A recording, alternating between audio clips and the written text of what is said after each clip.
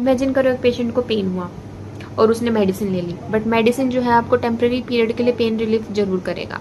But अगर मैं कहूँ बिना मेडिसिन या फिर बिना बॉडी में कुछ इंजेक्ट किया अगर मैं आपका पेन कम कर सकूँ, तो आप मेरी बातों पे विश्वास करेंगे? तो देखो, आज इसी बारे में हम लोग बात करेंगे कि आपका पेन जो है वो बिना मेडिसिन खाए कैसे ठीक हो सकता है। तो चलो, किसी भी चीज़ को प्रॉपर पढ़ने से पहले हमें पहले ये तो पता होना चाहिए कि भाई पेन क्या होता है। तो पेन जो है वो एक अनप्लीजेंट सेंसरी और इमोशनल एक्सपीरियंस है जो कि अपना जुड़ा होता है एक्चुअल और पोटेंशियल टिश्यू डैमेज से। डन। अब जो हमारा पेन जो है वो ब्रेन तक पहुंचता कैसे है, आई मीन पेन पाथवे क्या होता है। तो देखो, मान लो मेरे यहाँ पे चोट लग गई, चोट लगी, वहाँ के नोसिसेप्टर्स जो है वो स्टिमुलेट हुए या फिर एक्टिवेट है। अब नोसिसेप्टर्स क्या होते हैं, हमारी बॉडी में जो है वो कुछ ऐसे रिसेप्टर्स होते हैं जो कि पेन के सिग्नल्स को जो है वो ब्रेन तक लेके जाते हैं। डन। अब जो है नोसिसेप्टर स्टिमुलेट हुए, नर्व फाइबर्स के थ्रू जो हमारा पेन पहुंचा, आई मीन पेन सिग्नल पहुंचा स्पाइनल कॉर्ड तक। स्पाइनल कॉर्ड तक जाने के बाद जो है हमारा पेन जाएगा ब्रेन तक। तो बहुत ही भाई रैपिड मैकेनिज्म होता है। ओके, पेन पाथवे पढ़ लिया हम लोगों ने। अब हम लोग पढ़ते हैं हमारा मेन टॉपिक आज का, टेंस। तो आज का हमारा टॉपिक है TENS, transcutaneous electrical nerve stimulation.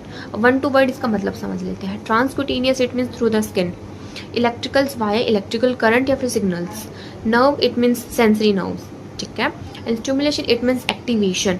तो पूरे का क्या मतलब है, stimulation of nerve through skin using electrical current, मतलब कि स्किन में इलेक्ट्रिकल करंट के थ्रू जो है हम लोग हमारी सेंसरी नर्व्स को जो है वो स्टिमुलेट करेंगे ताकि हमारा पेन जो है वो कम हो सके। अब ये वर्क कैसे करता है, तो देखो, इसमें हमारे होते हैं सरफेस इलेक्ट्रोड्स जो कि हमारे स्किन पे प्लेस कर दिए जाते हैं, ठीक है, ताकि वो इलेक्ट्रिकल इम्पल्स या फिर मैं कहूँ इलेक्ट्रिकल सिग्नल्स जो है वो स्किन के थ्रू अंदर जा सके।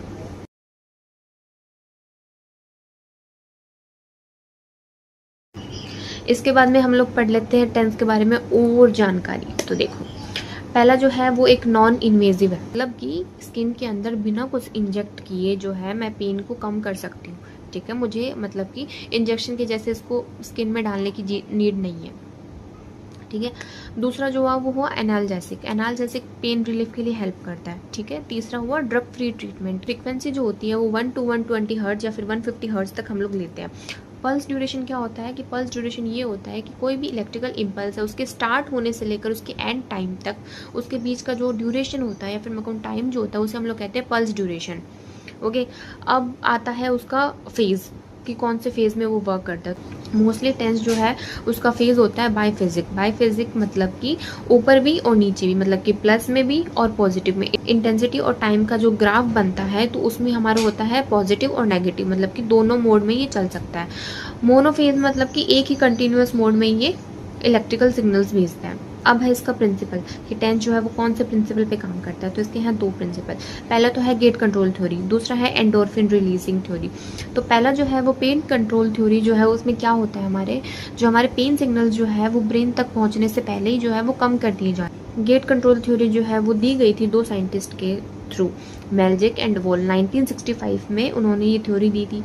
अब इस थ्योरी में क्या था, इन्होंने बताया था कि पेन सिग्नल्स जो है वो ब्रेन तक पहुंचने से पहले ही जो है वो ब्लॉक कर दिए जाते हैं। ये थ्योरी एक्सप्लेन करती है पेन मॉड्यूलेटिंग सिस्टम के बारे में, जिसमें कि एक न्यूरल गेट जो है वो प्रेजेंट होता है हमारे स्पाइनल कॉर्ड में, which is responsible for opening and closing, ठीक है, and modulating the pain perception.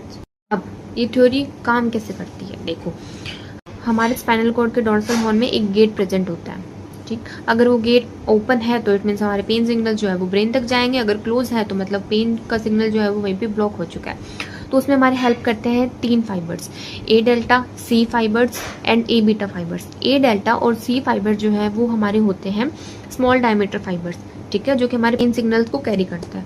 अब हमारे आता है ए बीटा फाइबर्स जो कि प्रेशर, टच या फिर कोल्ड इन सबको कैरी करते हैं, जो कि हमारी हेल्प करते हैं पेन सिग्नल्स को ब्रेन तक पहुंचाने से पहले ही ब्लॉक करने में।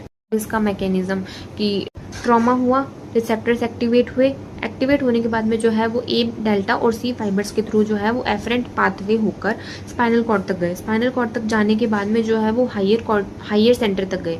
अब हायर सेंटर हमारा कौन है, थैलेमस। थैलेमस से गए सेरेब्रल कॉर्टेक्स, जहाँ पे हमारे हुआ जो है वो पेन, ठीक है, वहाँ पे इंटरप्रेट हुआ कि हमारे पेन हो रहा है। अब स्पाइनल कॉर्ड में एक गेट प्रेजेंट होता है, यही है पेन कंट्रोल थ्योरी, ठीक है। अब आती है दूसरी एंडोर्फिन रिलीज। टेंस ने जो है वो ए बीटा फाइबर्स को स्टिमुलेट किया, उसके बाद में जो है हमारे ब्रेन से जो रिलीज हुए एंडोर्फिन जो कि नेचुरल पेन किलर है, ठीक है, तो पेन कम हो गया। अब है टेंस के टाइप्स। टेंस के 4 टाइप्स होते हैं, conventional, acupuncture, burst mode and brief intense TENS. तो फर्स्ट हम पढ़ेंगे कन्वेंशनल टेंस। कन्वेंशनल टेंस में क्या होता है, बहुत ही हाई फ्रिक्वेंसी का टेंस होता है, जिसमें कि फ्रिक्वेंसी जो होती है हमारी 50 to 150 हर्ट्ज तक जाती है, ठीक है।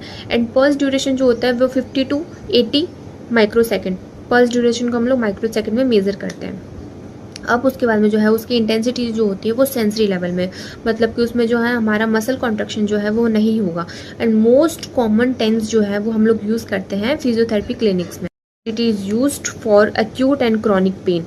अच्छा ठीक है, एक्यूट और क्रॉनिक पेन क्या होता है? पेन जो है वो 2 टाइप का होता है, एक्यूट और क्रॉनिक। एक्यूट पेन जो है वो immediately after the injury, and chronic pain it is after 3 and 4 months, मतलब कि कुछ टाइम के बाद, इंजरी होने के कुछ टाइम पीरियड के बाद जो है वो हमारा क्रॉनिक पेन स्टार्ट हो जाता है।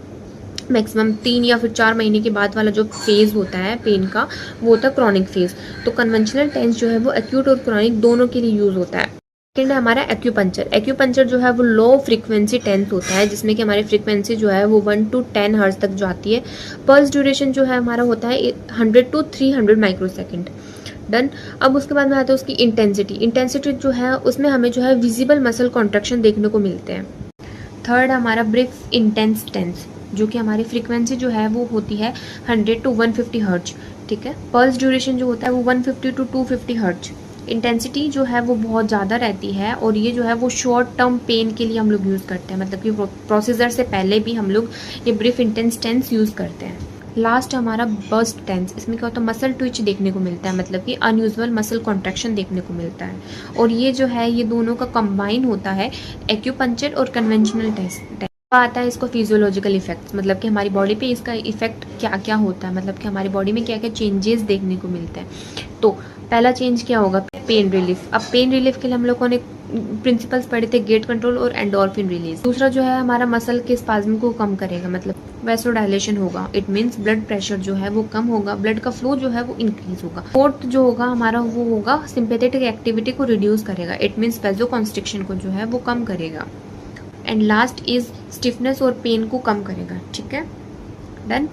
तो आज की वीडियो बस यही ख़त्म करते हैं। अगर आपको मेरा कंटेंट अच्छा लगा हो तो आप मुझे सब्सक्राइब कीजिए एंड फॉलो फॉर मोर, ताकि आपसे एक भी फिजियोथेरेपी कंटेंट जो है वो ना छूटे। एंड बड़े कॉन्सेप्ट को इतने इजी वे में मैं समझाऊंगी ताकि आपके वाइवा के एक भी क्वेश्चन जो है वो नहीं छूटे।